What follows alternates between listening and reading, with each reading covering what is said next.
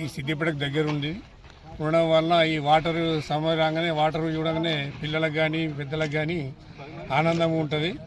ఆ 3 రోజుల నాడు కూడా నేను ఇక్కడికి విజిట్ చేసి ఇక్కడ చాలామంది స్నానం చేస్తే వద్దు ఇవన్నీ అప్పుడు మట్టి తీసినా ఇంకా కూడకపోలేవు, అన్నీ లొంతలు ఉన్నాయి, అవి జేసీబీలతో తీసిన వాటర్ అని చెప్పినా కూడా ఆ రోజు కూడా చాలామందిని ఇలా తీసి పంపించిన వాళ్ళు బోర్డులు కూడా ఉన్నాయి, పోలీసు వాళ్ళు బోర్డ్స్ పెట్టిర్రు.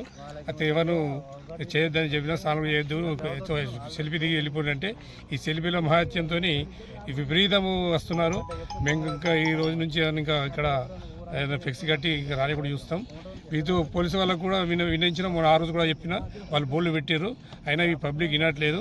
ఈరోజు వరంగల్కి వెళ్ళే 2 ఫ్యామిలీలు వచ్చి ఇక్కడ ఈ చేపలు పట్టడానికి తండ్రి చేపలు పడుతున్నాడు, వీళ్ళేమో అందరు చేతులు పట్టుకొని నీళ్ళలో జలస చేస్తుంటే ఒకరు వాడు విడిపోయి ఆ పిల్ల పడిపోయింది, పడిపోయిందని మాక పడిపోయిందని ఆ పిల్లగాడు 2 పడిపోయారు, మొత్తం 4 పడిపోయారు.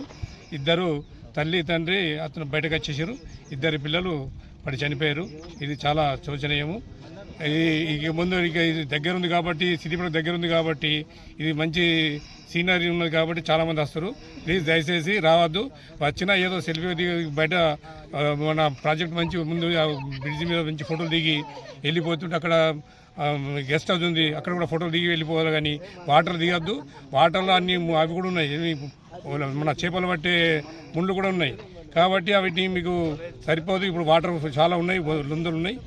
రిక్వెస్ట్ చేస్తున్నాం, మీరు దయచేసి ఈ సమ్మర్ అయిపోయేదాకా మీరు అసలు ఇక్కడ రాకపోవడం మంచిది.